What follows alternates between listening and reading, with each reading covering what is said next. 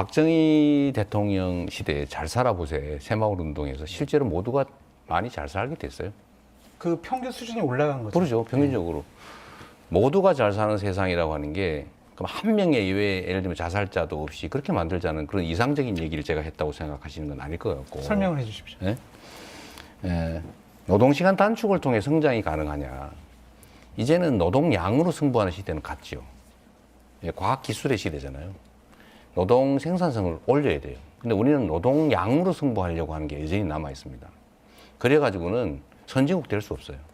뭐 선진국 근처 턱에 갈 수는 있을지 몰라도 다른 사람들은 그 휴가지에서 원거리 근무하면서 재택 근무하면서 자유로운 창의적 사고를 가지고 경쟁을 하는데 우리는 막 밤새 일해보자, 주말에도 출근하자 이래가지고 어떻게 경쟁을 합니까? 이제 그 시대가 바뀌었죠. 노동시간 단축을 통해서 성장한다는 게 아니라 노동 생산성을 올려야 되고 그러려면 불가피하게 노동시간이 줄어들게 돼 있어요. 그 인류의 성장 발전사는 노동시간 단축의 역사이기도 해요. 노동 생산성 개선의 다른 이면이기도 하죠.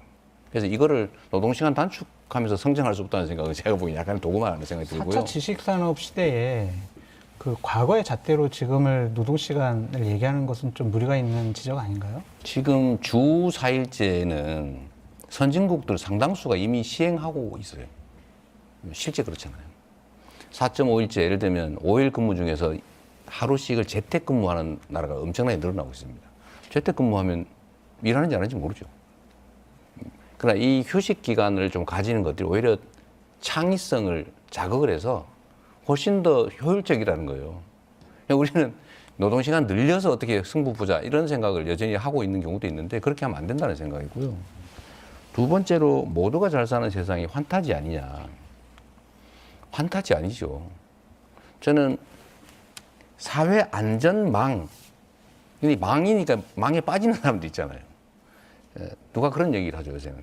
사회 안전망이 아니라 사회 안전 네트를 만들어야 된다.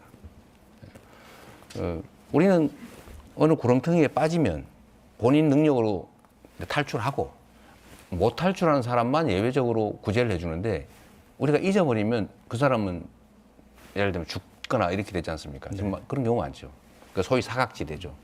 그런데 이거를 다 메우는 게 불가능합니까? 예를 들면 국민들의 기본적인 삶이라고 하는 것들을 예를 들면 통신, 예를 들면 의료, 교육도 지금 상당 정도 이미 기본적 교육이 제공되고 있는데 이걸 좀 더 정비하면 저는 가능하다고 봐요.